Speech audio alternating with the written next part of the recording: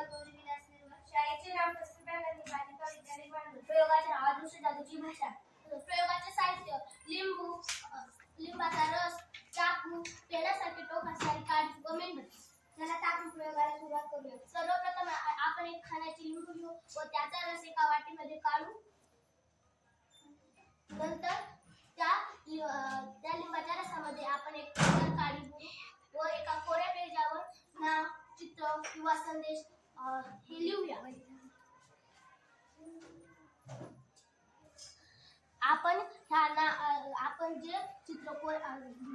आपण जे संदेश, चित्र किंवा नाव कोऱ्या पेजावर काढले आहे ते 5 ते 4 मिनिटे सुकू देऊ. नंतर त्याला मेणबत्तीवर ठेवू. मेणबत्तीवर ठेवू.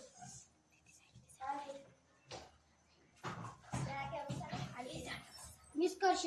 लिंबाच्या